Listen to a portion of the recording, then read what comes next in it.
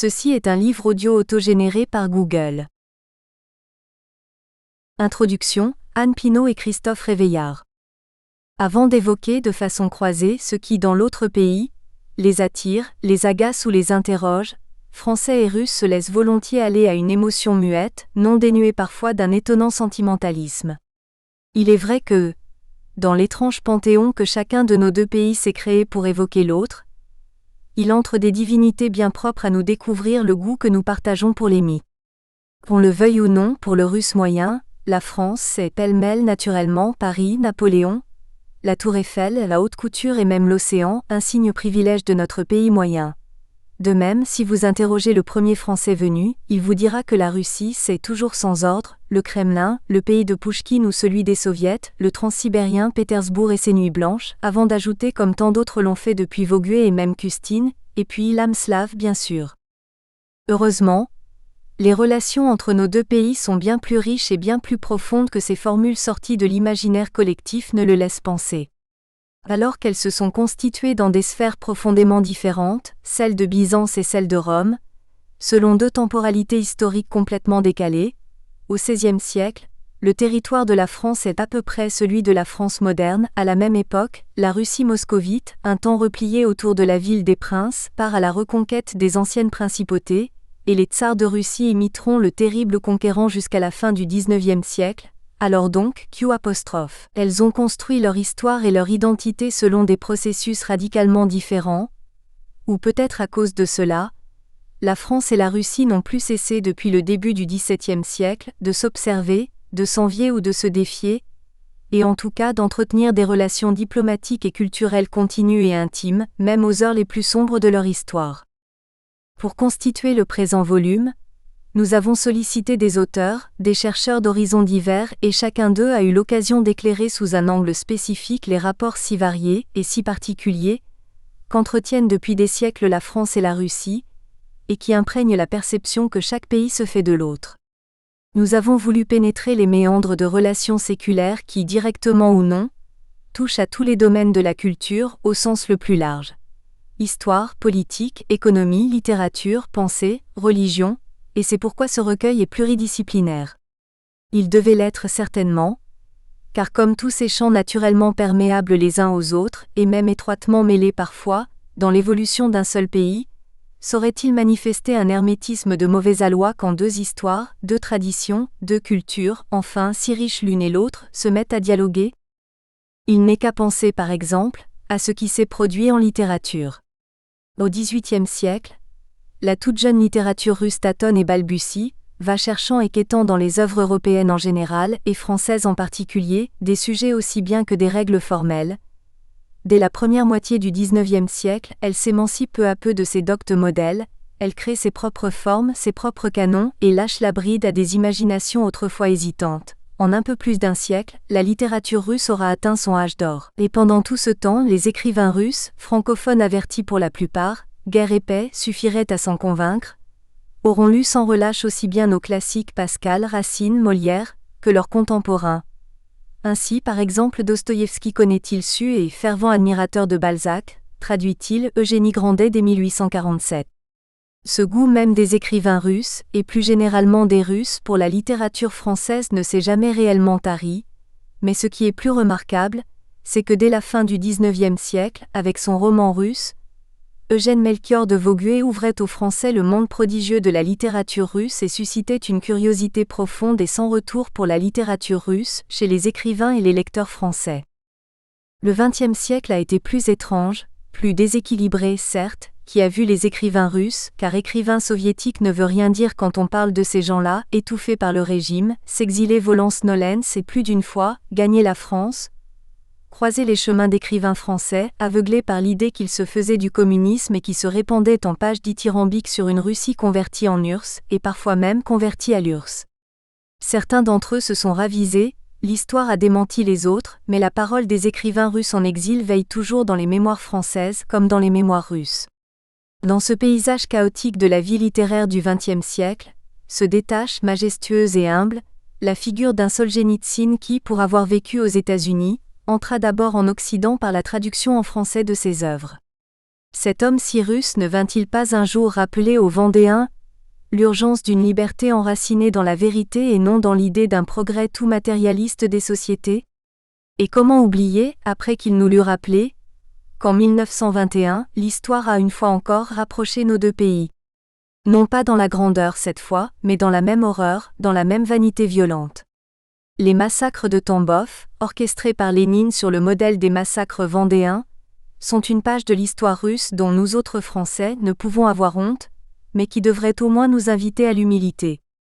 En ce début du XXIe siècle, l'histoire des destins croisés durablement façonnés par l'héritage des dispositifs de la guerre froide aurait pu enfin laisser entrevoir la grande rencontre. Ce n'est pas encore tout à fait le cas. Avec les élections présidentielles récentes des deux pays voyant le retour au Kremlin de Vladimir Poutine et l'arrivée de François Hollande à l'Élysée, on mesure en effet une double asymétrie. Entre les deux nouvelles équipes d'abord. La présidence russe, notamment dans le domaine international, est marquée du sceau de l'expérience politique et diplomatique liée à la longévité des équipes en place et incarnée par le classicisme et la performance de son ministre des Affaires étrangères Sergueï Lavrov. La nouvelle équipe française a vu son inexpérience vérifiée sur nombre de dossiers sensibles, qu'il s'agisse de l'échec de la renégociation du traité européen, de l'incohérence de l'intervention occidentale projetée en Syrie et de l'incompréhension de la réalité de la crise en Ukraine. Entre les objectifs des deux stratégies politiques ensuite. La présidence russe exprime très fortement la volonté d'achever le processus identitaire commencé sous ses premiers mandats, et confirmé par la présidence Medvedev. La mission que se sont imposées les deux têtes de l'exécutif russe, Vladimir Poutine et Dmitri Medvedev, a dépassé le seul plan politique pour atteindre la dimension civilisationnelle. On peut le constater par exemple dans la priorité donnée à une politique familiale dont l'objectif est d'inverser la tendance déclinante en cours. Or, ce genre de politique de très long terme ne peut avoir pour but des intérêts électoraux immédiats. Il dépasse la personne des hommes d'État qui l'ont lancé. Pour leur part, les exécutifs français se contentent de plus en plus de gérer la normalisation de la politique étrangère française au prisme de l'Union européenne et de l'atlantisme comme l'a crûment révélé la crise ukrainienne. Moscou s'exprime au sein du groupe des nations émergentes malgré la grande hétérogénéité, les contradictions parfois, de cet espace multipolaire et promeut une sortie progressive du cadre international issu de Bretton Woods et conçu par et pour les nations occidentales. Paris connaît la langueur d'une crise économique et financière interminable frappant les États de l'ex-triade et le risque du déclassement dans la hiérarchie des plus grandes nations, même si, et malgré ses dirigeants, la France conserve les atouts d'une des premières puissances mondiales. Si l'axe Paris-Moscou fut traditionnellement réservé aux périodes historiques pendant lesquelles la France privilégiait encore l'exercice géopolitique, on peut cependant retenir deux sursauts récents aussi brefs que bienvenus. Le premier est l'apparition fugitive d'un axe Paris-Berlin-Moscou, continué jusqu'à Pékin, pour contrer le coup de force américain à l'ONU consistant à faire avaliser l'invasion d'un pays souverain sur la base d'accusations mensongères. Le succès de la menace du veto de Paris et de Moscou, s'il n'empêcha pas la guerre meurtrière en Irak menée en dépit du droit international public, rapprocha un temps les diplomaties des deux nations du vieux continent et l'on sut gré aux hommes d'État d'alors d'avoir uni, même fugitivement, la grâce et la classe d'une diplomatie considérée aujourd'hui comme hors d'âge. Le second fut la gestion française de la résolution diplomatique du conflit russo-géorgien, lors de l'agression armée de Tbilissi contre l'Ossétie et l'Abkhazie du Sud. Ce fut l'accord en 6 points des deux présidents Medvedev-Sarkozy permettant la cessation des hostilités, le retrait des forces, l'envoi d'observateurs, le lancement de discussions internationales à Genève et la nomination d'un représentant spécial du Conseil de l'Union européenne pour la crise en Géorgie, le Français Pierre Morel. Ce renouveau relançait l'ancienne proximité franco-russe et avait pu notamment augurer la vente à la marine de guerre russe de 2 bâtiments de projection et de commandement de type Mistral, et une collaboration dans le domaine de l'armement, lesquels connurent malheureusement la suite que l'on connaît. L'évolution récente viendra confirmer ou infirmer que l'accord Minsk II, signé sous l'égide de l'Allemagne, la France et la Russie, aura été le point de départ d'une nouvelle relation franco-russe dont on peut rêver qu'elle soit fondée dans le long terme sur les principes de respect mutuel et de partage des cultures. On doit différencier les approches qui permettent de jauger l'intensité de la relation franco-russe. Les relations culturelles sont celles de deux pays qui s'estiment et sont liés par une histoire européenne parallèle, souvent commune, mais qui, comme sur le plan économique, reste mitigée et pusillanime en raison de la dichotomie de l'approche politique des enjeux du monde contemporain par les deux pays.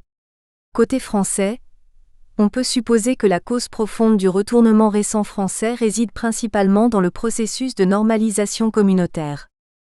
Puisse donc cet ouvrage venir éclairer sous toutes ses facettes la perception croisée qu'ont ces deux grands peuples à la fois de leur proximité et de leurs différences historiques, politiques, mystiques et culturelles. Première partie, la géopolitique russe. Chapitre 1. Géographie politique générale de la Russie, un espace civilisationnel, Pascal Marchand. C'est autour du XVIe siècle que l'État construit par le pouvoir moscovite change d'échelle et devient un territoire dorénavant associé à la notion d'immensité. Ivan III, qui avait hérité en 1462 d'un État de 430 000 km², donc d'une taille encore européenne, lègue à sa mort en 1505 un pays de 2 millions de km², que son fils Vassili II porte à 2,8 millions de km², soit une surface égale à celle de toute l'Europe occidentale. Avec son petit-fils, Ivan IV, à partir de 1558, le pouvoir moscovite franchit l'Oural et en 1584 s'étend sur 5 millions de km², soit une surface plus importante que tout le reste de l'Europe réunie. À partir du XVIIIe siècle et jusqu'à nos jours, la Russie est le plus vaste État du monde, 2 fois plus étendu que le second dans le classement. Le statut des États continents eurasiatiques n'est pas sans conséquence en termes de perception du monde. Il a souvent renforcé, tant chez les penseurs que chez les gouvernements russes, la tentation d'en faire un monde en soi. En écho, il suggère l'idée qu'il s'agit d'un monde à part, étranger, idée souvent émise par les penseurs et les gouvernements de l'Europe de l'Ouest. Y a-t-il eu et y a-t-il encore deux espaces civilisationnels fondamentalement opposés, l'un proprement russe, l'autre européen? Ces éventuelles différences historiques ont-elles encore un sens dans le monde global du XXIe siècle? La Russie, immensité HYPERCONTINENTALE. Une masse continentale eurasienne verrouillée par les glaces. Avec ses 17 millions de km², la Russie actuelle constitue une masse territoriale compacte, d'autant plus continentale que si, en apparence, elle dispose d'un développement côtier impressionnant, 23 000 km, l'essentiel de celui-ci est bloqué par les glaces le plus clair de l'année. La Russie ne dispose en fait que de 2 ouvertures littorales libres de glace, situées chacune à une extrémité du territoire et séparées par 9 000 km de terre ferme. Une fenêtre au sud de la côte du Pacifique, à l'est, et 3 tronçons distincts, Mourmansk, Baltique, Mer Noire, dont un seul ouvrant directement sur l'Atlantique à l'ouest. Sur ces bases, 91% du territoire et 88% de la population russe se trouvent à plus de 500 km d'un littoral accessible à la navigation toute l'année, et encore en incluant dans cette définition le golfe de Finlande et la mer d'Azov, pourtant pris par les glaces 1 à 2 mois par an. Seuls les ports de Vladivostok, à l'est, de Mourmansk et Novorossiysk-Tuapse, à l'ouest, sont véritablement libres de glace toute l'année. Par la situation continentale de la majeure partie de son potentiel économique, la Russie présente un cas unique dans un monde où les 3/4 de l'activité sont concentrés dans une bande de moins de 500 km à partir du littoral. Vierzhroukov en déduit une situation des ultra-continentalités de la Russie. Fuchs avance le terme de supercontinentalité. De l'est à l'ouest du pays, de Vladivostok à Saint-Pétersbourg, la ligne de communication ferroviaire s'étire sur 9 950 km. Fort heureusement, le relief ne fait pas obstacle. Aucune chaîne de montagnes élevées d'orientation méridienne ne vient barrer cette route. Le cœur de la Russie peut donc échanger avec le monde, soit par l'ouverture occidentale, soit par celle de l'Est, mais au prix d'un long parcours continental, soumis entre l'Oural et le Pacifique, au sévère climat hypercontinental. Ce climat est marqué de plusieurs façons par le froid. Les hivers y sont longs, avec 5 mois à température moyenne négative dès Moscou, et de plus en plus rigoureux à mesure qu'on avance vers l'est. 7,5 degrés de température moyenne pour le mois le plus froid à Moscou, avec un minimum enregistré à 42 degrés, 21 degrés à Irkoutsk, minimum 50 degrés. Les contraintes exercées par l'intensité et la durée de ce froid sur les matériaux utilisés pour les équipements et les infrastructures sont considérables. Mote, 1983. Il faut également tenir compte du froid fossile, la Merzlota. Elle s'étend sur la totalité du territoire à l'est de l'Ienisseï. Le sous-sol y est gelé depuis la fin des glaciations quaternaires, sur une profondeur de quelques mètres à plusieurs centaines de mètres. Chaque été, la couche superficielle dégèle, mais l'eau ne peut s'infiltrer dans les profondeurs gelées. Le sol, gorgé d'eau, est alors sujet à glissement dès qu'il présente la moindre pente. Routes et voies ferrées, maisons individuelles, immeubles, sont régulièrement endommagés par des glissements de terrain. Il faut enfin tenir compte des conséquences de ce froid. Chaque année, il provoque la prise en glace des cours d'eau pendant 4 mois sur l'essentiel du pays, 6 au nord. La navigation fluviale, le mode de transport continental le plus économique, en est très affecté. Dans la Grande Plaine américaine, dans les pires conditions, la saison de navigation est réduite à 280 jours par l'englacement au nord sur le système des Grands Lacs.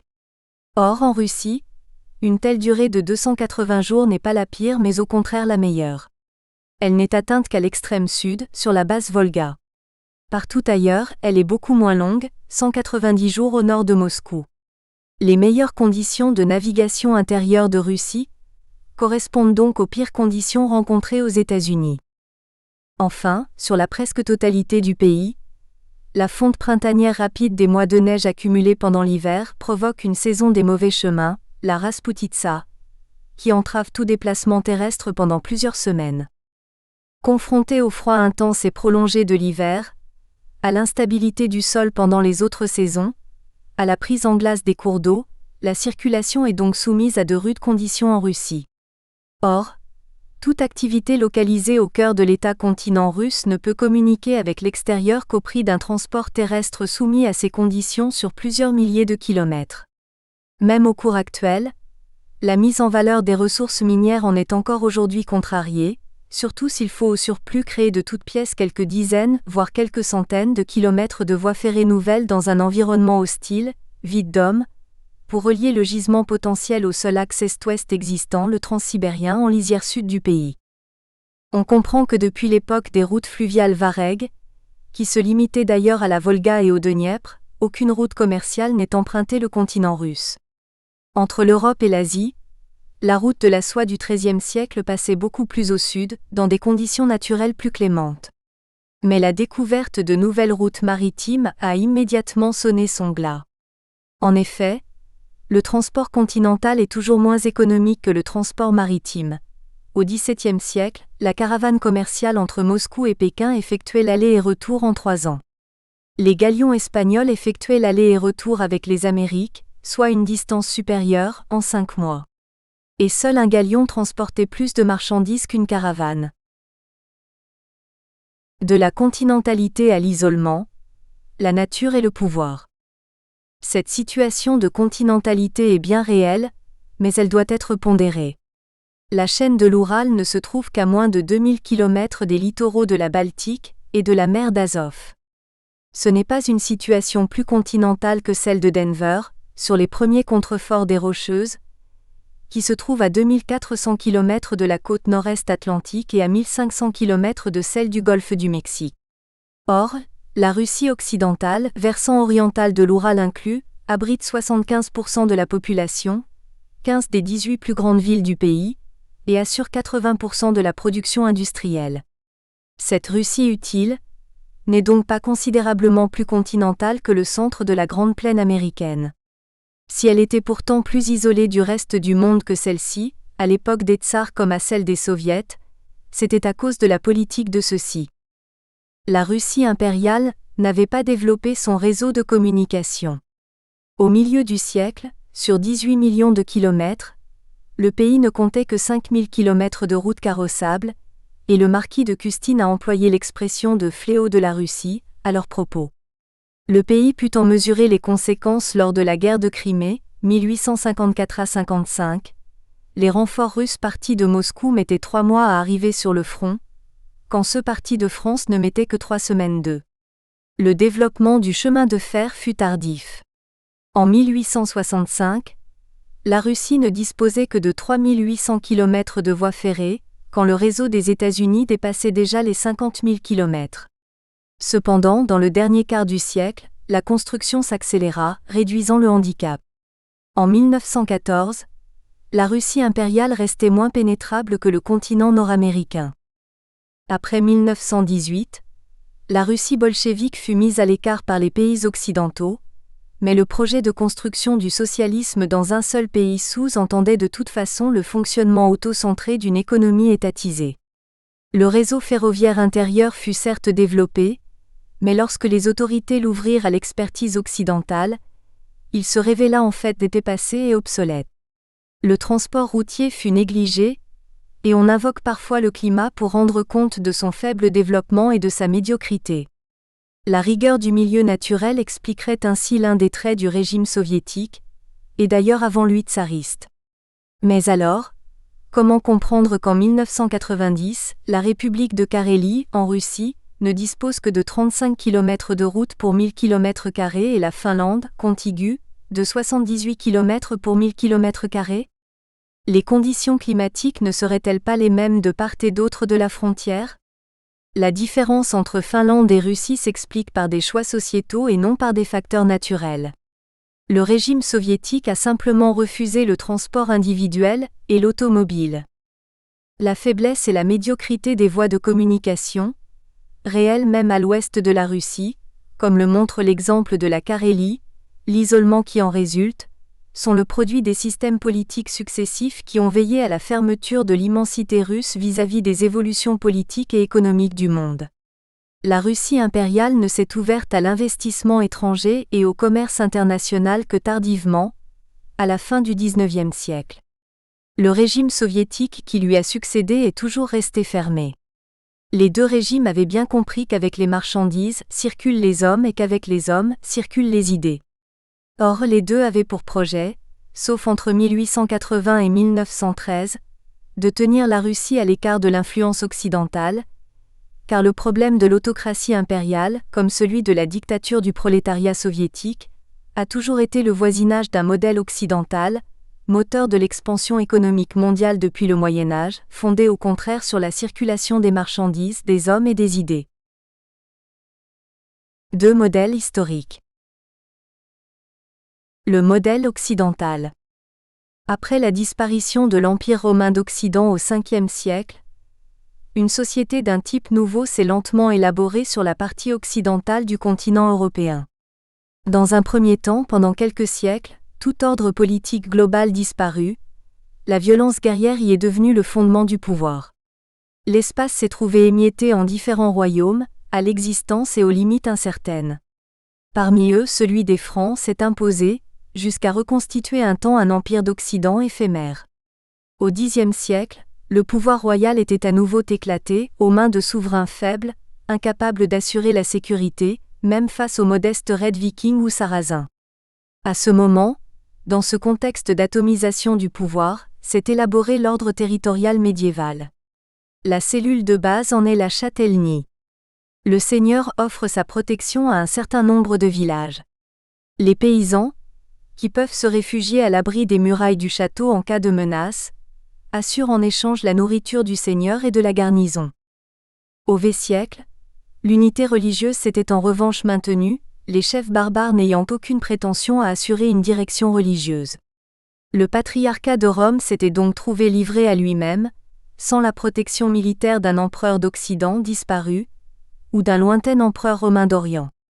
Des souverains politiques devenus puissants essayèrent bien à plusieurs reprises d'exercer un contrôle sur le pape, chef de l'Église chrétienne d'Occident, sans succès durable.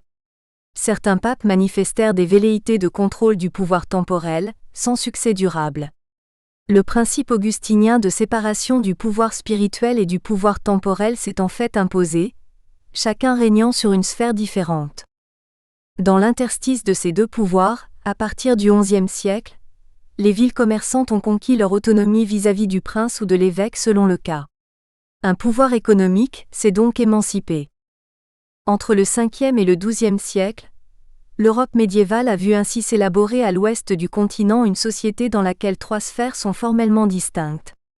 Le pouvoir politique est émietté en plusieurs royaumes. De nombreuses villes, bénéficiant d'une certaine autonomie, exercent un pouvoir économique, voire des pouvoirs régaliens, certaines se comportant même en véritable république oligarchique. Le pouvoir religieux constitue un contexte englobant pour tout cet ensemble. Sur toute l'Europe occidentale, il a propagé le même système d'éducation, les mêmes codes sociaux et moraux, la langue de l'Église et la langue de communication. Pour désigner cet espace, on utilisait d'ailleurs au Moyen Âge le terme de Christianitas. Dans cet espace, les marchands circulaient, et avec eux les biens, les capitaux, et naturellement les idées.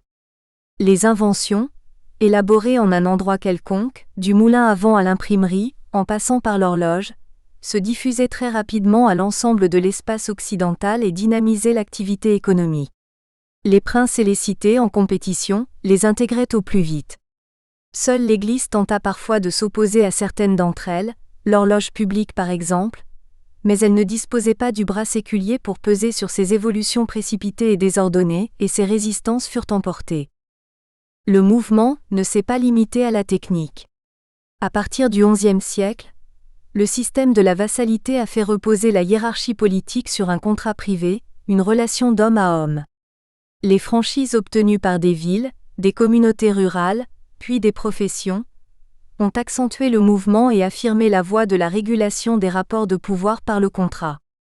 À partir du XVIe siècle, la nature du pouvoir politique elle-même devint objet de réflexion. De Bodin puis Hobbes et Locke, ce mouvement conduisit aux philosophes puis à la recherche de la mise en pratique des droits politiques des sujets au XIXe siècle.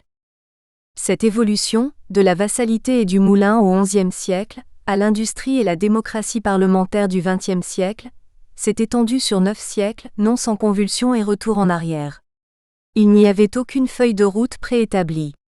Ce cheminement s'est construit par tâtonnement, le trait fondamental étant que depuis la chute de l'Empire, le lien entre le politique et le religieux a été rompu et n'a pas pu se reconstituer. Ce contexte a toujours permis de tenir ouvert le champ des possibles. La Russie n'a pas connu ce cheminement. Le rapport entre orthodoxie russe et christianitas. Si l'Empire romain est tombé au Ve siècle à l'ouest, il a perduré autour de Constantinople. Dans ce système impérial, il y a harmonie du pouvoir temporel, celui de l'empereur, et du pouvoir spirituel, celui du patriarche, tous deux voulus par Dieu.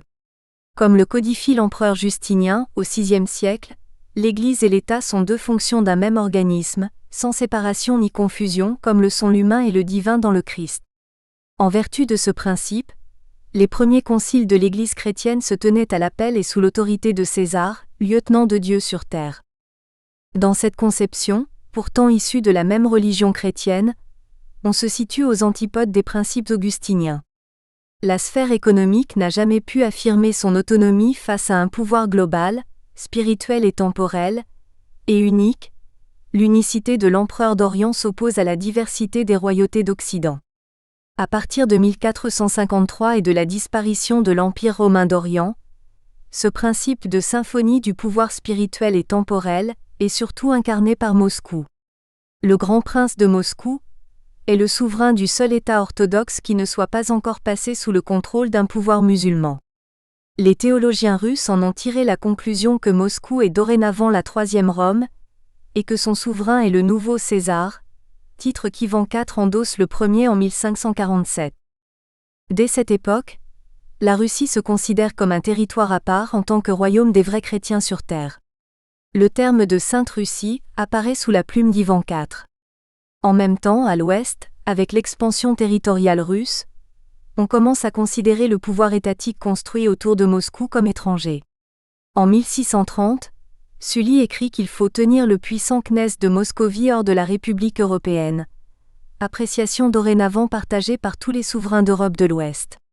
Et ce d'autant plus que la Russie resta une autocratie jusqu'en 1917, alors que tous les États d'Europe occidentale étaient déjà régis par des constitutions.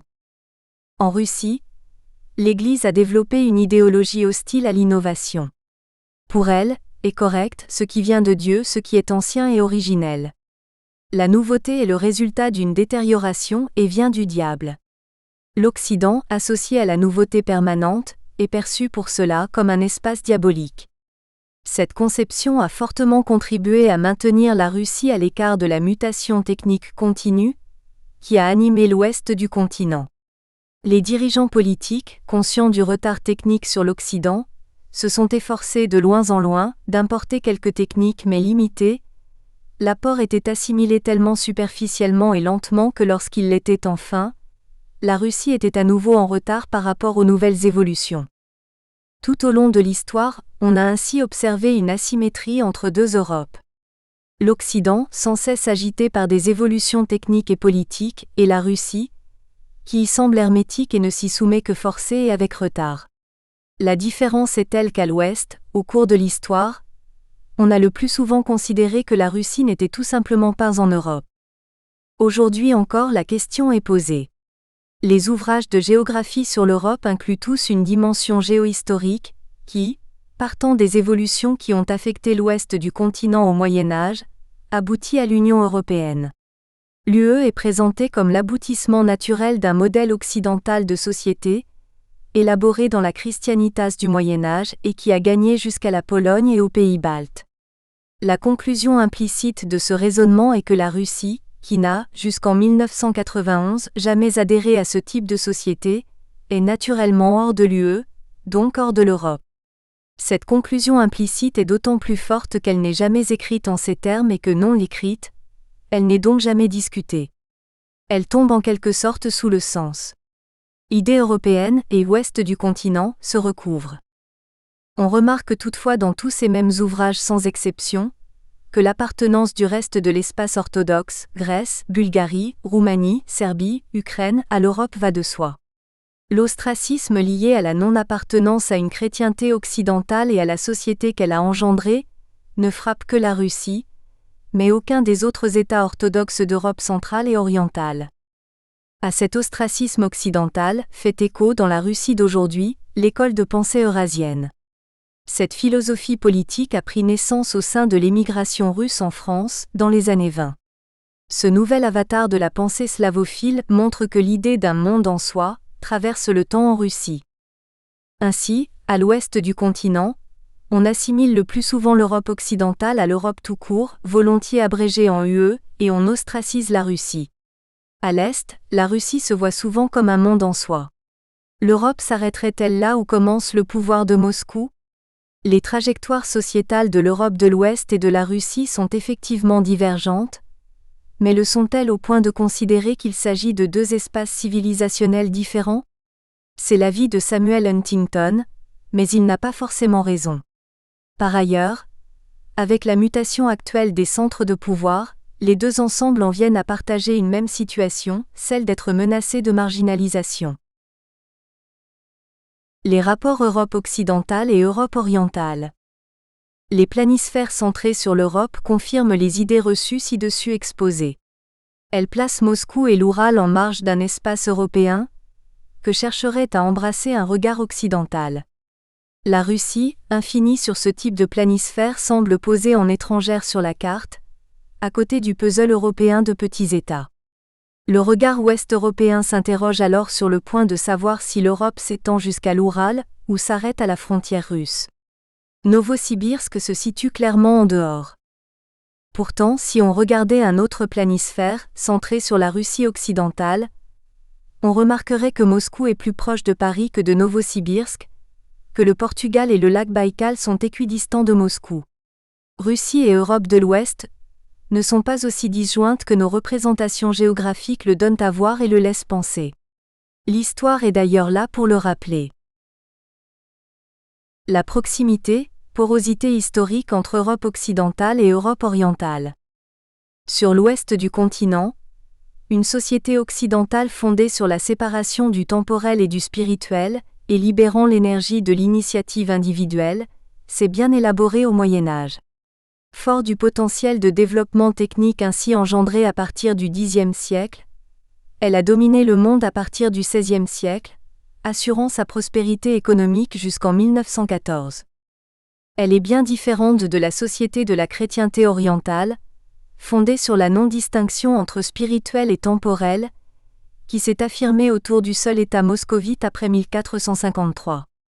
L'initiative individuelle y étant bridée par le contrôle politique, cet espace est toujours resté à l'écart du mouvement technique permanent de l'Europe occidentale.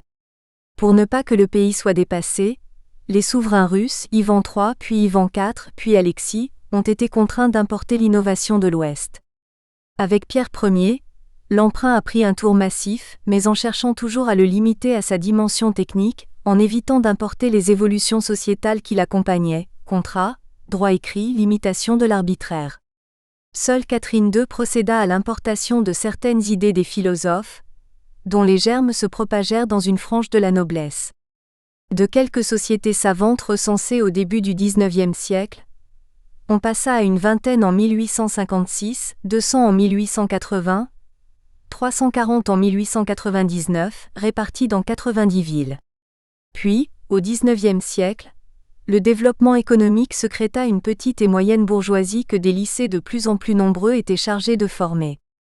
À l'issue de cette évolution, à la fin du XIXe, la culture russe, tant en littérature qu'en musique et en peinture, atteignit des sommets, au point de représenter la partie la plus brillante de l'art européen. Dans la première décennie du XXe siècle, par son développement culturel et artistique, la Russie était européenne. Sur le plan politique cependant, le lien entre temporel et spirituel subsistait même si l'autocratie avait de moins en moins de prise sur le pays. La Russie n'avait toujours pas de constitution. L'autonomie des acteurs économiques restait subordonnée au bon vouloir des services du tsar. L'avatar communiste. Les historiens occidentaux, souvent marxistes il est vrai, ont vu dans le triomphe des bolcheviks en 1917 celui de l'occidentalisme face à l'obscurantisme tsariste.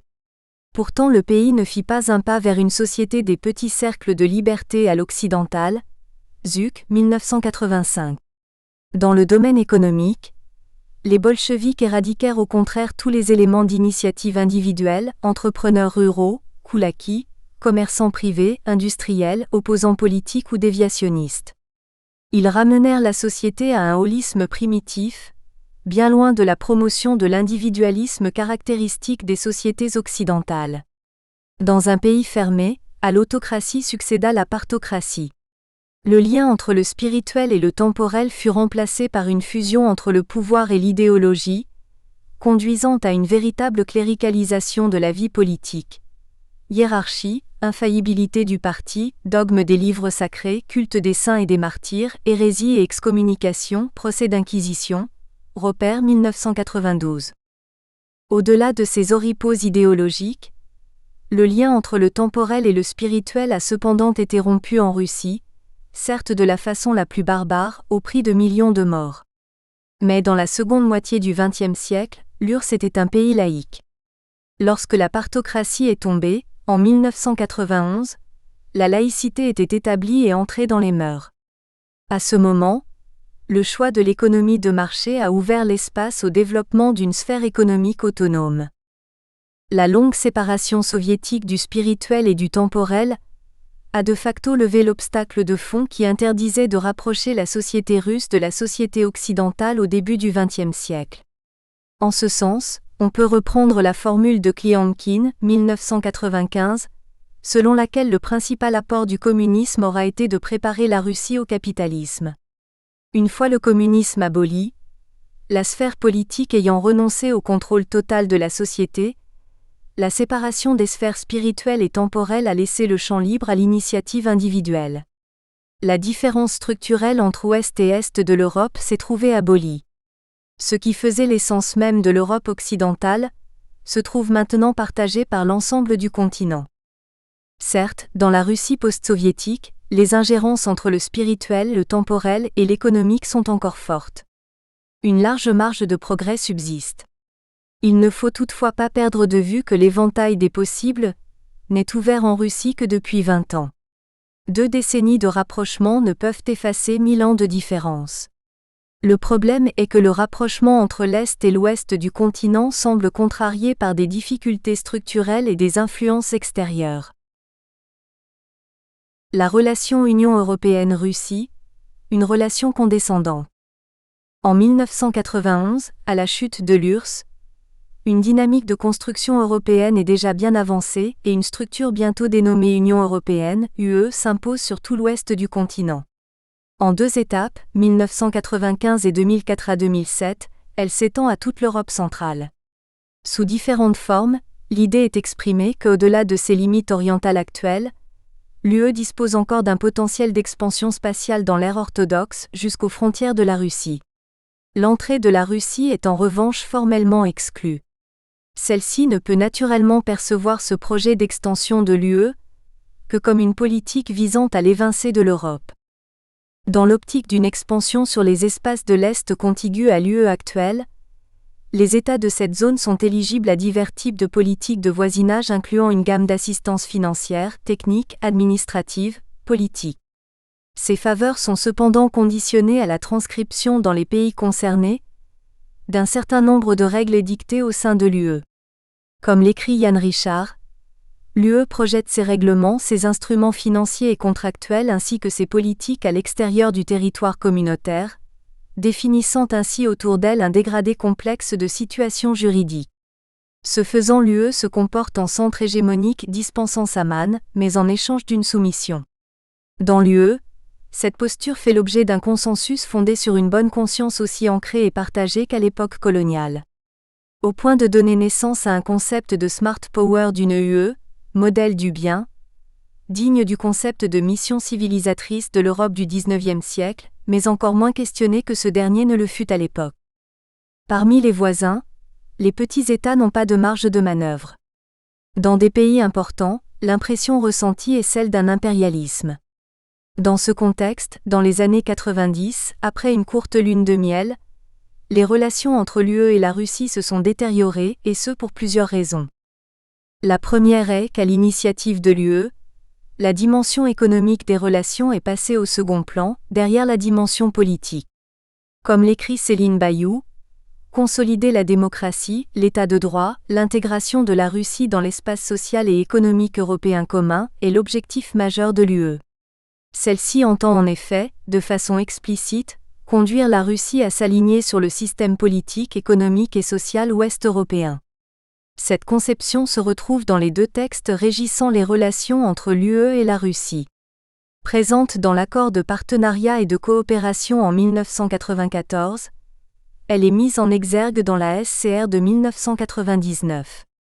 Une telle posture est celle que l'UE met en œuvre dans ses relations avec les pays candidats à l'adhésion, ce qui est alors parfaitement justifié puisqu'il s'agit de les intégrer à la construction. Le problème est que tel n'est pas le cas de la Russie. Cette politique européenne est donc reçue en Russie comme une ingérence inadmissible dans ses affaires, et depuis 1999, même dans la presse économique, acquise à l'économie de marché, commerçante, expert, on rencontre le qualificatif de puissance impérialiste à propos de l'UE. Un deuxième facteur a été le choix unilatéral de Washington d'établir un lien consubstantiel entre l'élargissement de l'UE et celui de l'OTAN.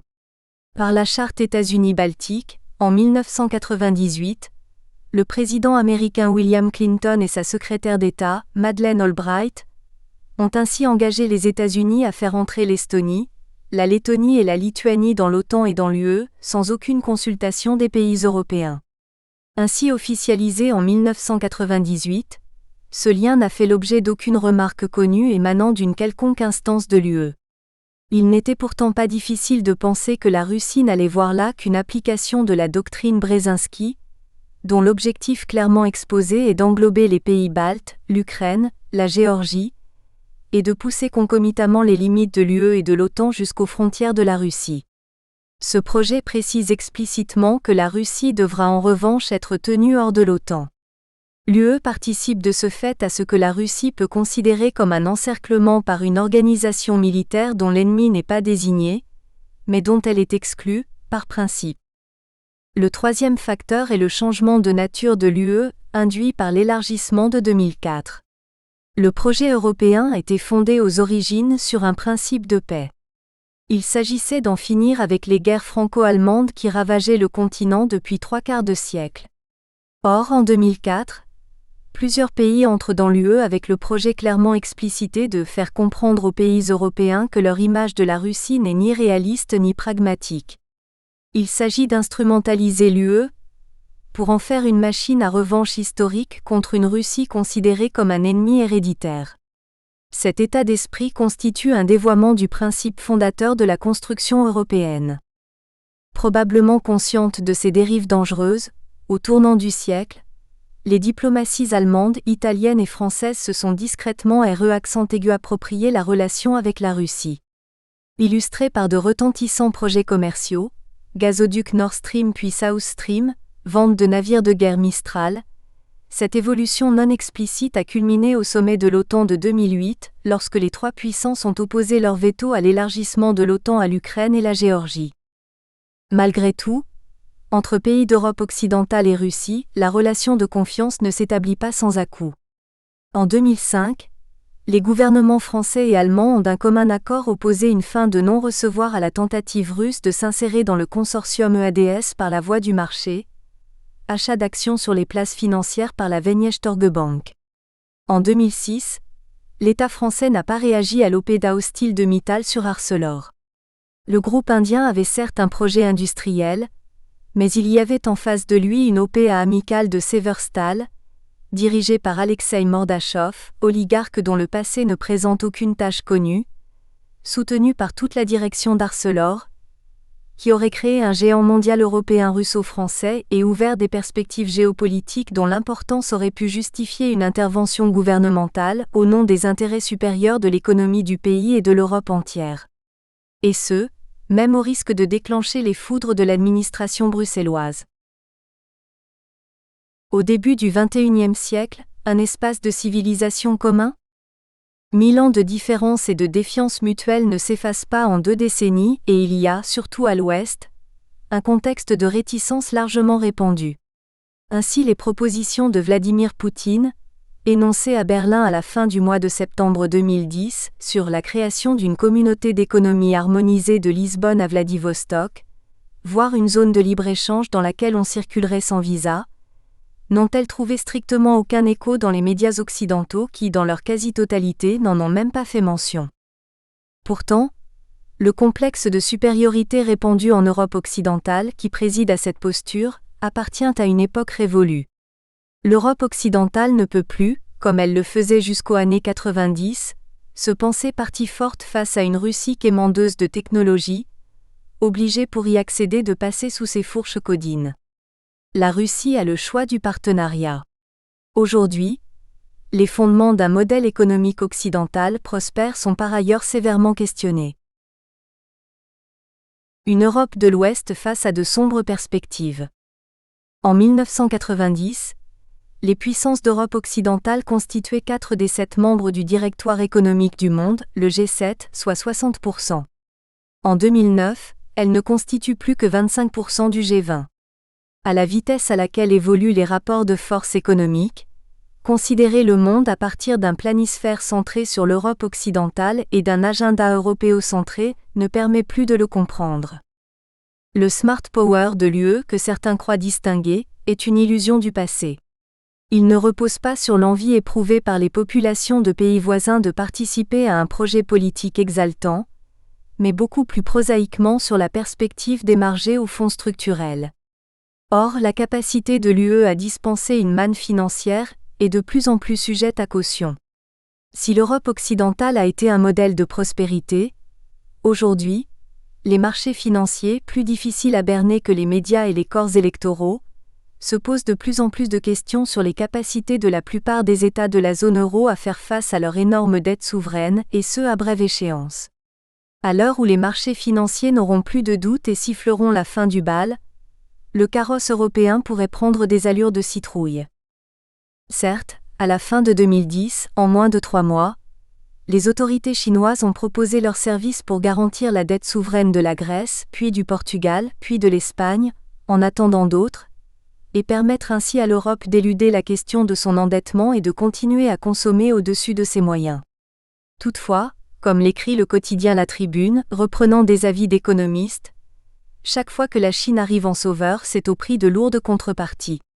Elle exige des pays auxquels elle prête qu'ils ne s'associent pas aux exigences de réévaluation du yuan des États-Unis, qu'ils se déclarent hostiles à tout protectionnisme douanier, qu'il la laisse acheter des actifs stratégiques en Europe, ainsi que des infrastructures comme le port du Pirée ou l'aéroport de Châteauroux. Les citoyens européens feraient bien de se demander quelle est la part de leur train de vie qui est financée par la Chine, et quelles en sont les implications géopolitiques. Si le maintien de son niveau de vie est en péril, l'Europe de l'Ouest est, dans le même temps, de moins en moins essentielle dans le domaine qui a été le fondement de sa supériorité pendant plusieurs siècles, l'innovation. Le piteux échec de l'Agenda 2000 de Lisbonne, qui devait conduire l'UE au plus haut niveau d'économie de la connaissance du monde en 2010, en a fait la démonstration. Sur le plan technologique, l'UE donne le la dans un nombre de plus en plus réduit de domaines. De puissants concurrents viennent remettre en cause ces derniers bastions de supériorité: grande vitesse ferroviaire, espace, armement, aéronautique civile. Les deux choix de la Russie. Or, pour la Russie, au début du XXIe siècle, fait historique d'importance majeure, l'Europe de l'Ouest n'est plus l'unique partenaire technologique possible. Et ce d'autant moins que la santé économique, donc sociale, donc politique, de l'Europe de l'Ouest est de plus en plus précaire. La Russie a devant elle un autre choix, eurasiatique. La première composante de ce choix est que, forte de l'héritage scientifique soviétique, la Russie dispose elle-même d'atouts technologiques dans certains domaines, nucléaire, aéronautique militaire, industrie spatiale. À sa frontière occidentale, l'Ukraine dispose elle aussi d'une importante industrie de pointe héritée de l'URSS mais qui cherche vainement un second souffle depuis 1991. EADS n'est pas en mesure d'offrir des perspectives d'intégration à la hauteur des capacités d'Antonov. Encore 68 000 emplois en 2010. Ariane Espace ne l'est pas davantage vis-à-vis du groupe spatial Yuzhnoye, encore 21 000 emplois. Quelles perspectives pour les autres compétences ukrainiennes comme les moteurs pour l'aérospatiale et la construction navale? Dans ces domaines technologiques, qui constituent un pan majeur de l'industrie ukrainienne, la Russie est en mesure d'offrir des perspectives. Dans les secteurs nucléaire et spatial, le Kazakhstan est déjà impliqué dans des projets avec la Russie. À une échelle encore plus importante, la Russie et l'Inde sont engagées dans d'importantes coopérations dans le domaine aéronautique. Ainsi, le futur avion de transport tactique des armées indiennes et russes, l'équivalent de l'A400M européen, est conçu et sera construit conjointement par les deux pays. Il en va de même pour l'avion de combat de 5e génération, un type d'appareil que seuls les États-Unis sont actuellement capables de construire, F-22 et F-35. Sans la crise, les réelles compétences ukrainiennes auraient pu trouver des perspectives à leur niveau dans ces partenariats aéronautiques et spatiaux eurasiatiques. Les projets européens sont de bien plus faible envergure, par manque de volonté politique, et plus encore à cause de capacités de financement très inférieures à celles que peuvent mobiliser l'Inde, la Russie et le Kazakhstan réunis. L'ère Yushchenko de recherche de l'affrontement systématique avec la Russie, ayant été réintroduite avec Petro Poroshenko à la suite de Maïdan, l'industrie ukrainienne a notamment perdu ses partenariats avec des groupes russes. Antonov qui s'était associé à AUK et Yuzhnoye associé avec Energia depuis l'automne 2010. Dans un autre registre, la zone de libre-échange Biélorussie-Russie-Kazakhstan créée en 2010 prend par ailleurs tout son sens à la lumière de plusieurs projets qui tendent à établir de nouvelles liaisons terrestres sur le continent eurasiatique.